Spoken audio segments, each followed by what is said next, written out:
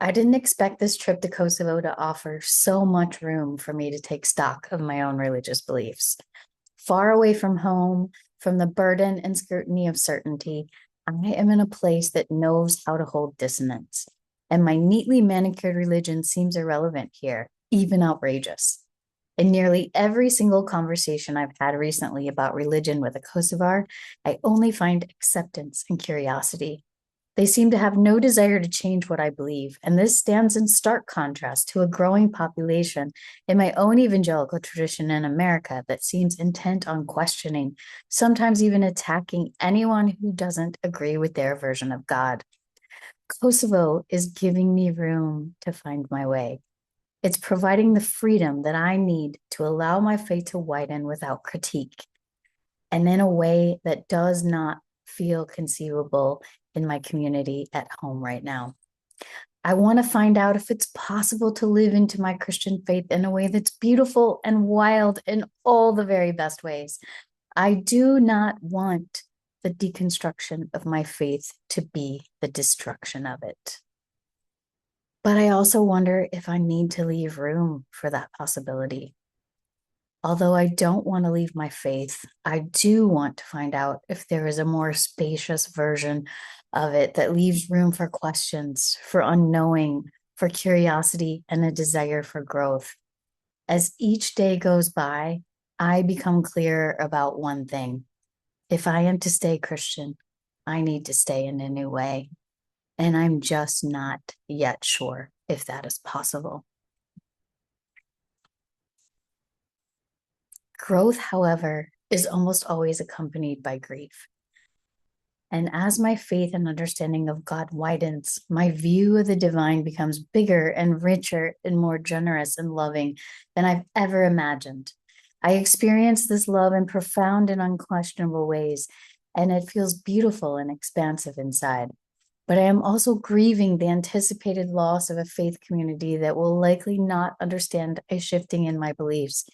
They live inside a clear demarcation of rules and beliefs. Truth is black and white, good and evil is well defined, and me living inside some shades of gray will be a threat to their certainty. As I step into the streets to cross Agim Ramadani, and cars brake quickly to stop. Pedestrians have the right of way here, and my ability to grind traffic to a halt by my mere presence is something I could get used to. It makes me feel powerful for a few very delightful seconds. And as the nearby bells of Mother Teresa Cathedral toll, they feel as if they are calling me toward them. Just as I have come to love the call of prayer each day, these chapel bells transport me for a few sweet moments into the unseen world, reminding me that I am not alone, no matter what side of the sea I'm on. I want to sit in the energy of divine wisdom, so I find myself ascending its steps and pondering my return journey to this place. I think this is why I've been drawn back to Kosovo.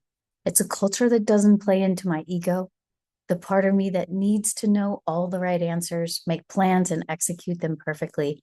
Here, I am encouraged to simply be, to not know all the answers, and to allow for wonder, to leave room for not knowing, and to enjoy the beauty hidden in dissonance.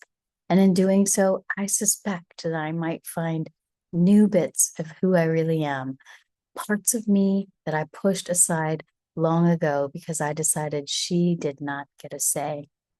Being away from home is providing the space to rediscover my inner knowing and to allow all the other voices to fade into the background.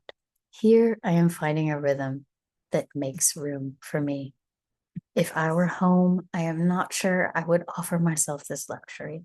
But here, I am leaving room for the notion that divine wisdom also lives inside of me, and no one gets a bigger voice than this. I'm Dawn Pick Benson. I am a self-discovery travel coach who focuses on helping women who are in the middle of a life or faith transition use travel as a way to expand their world and to figure out what's next. I have a small group program in which I teach women to do this called Brave Journey. And I also host retreats across the Balkans. And my next one in 2026 is coming up, is going to be actually in Kosovo. So I invite anyone interested to check out the information below about that retreat. And thanks for listening to this little snippet of a memoir that I'm working on that tells a little bit about my story of my own life and faith transition, and how travel, and particularly the country of Kosovo, became a catalyst for that.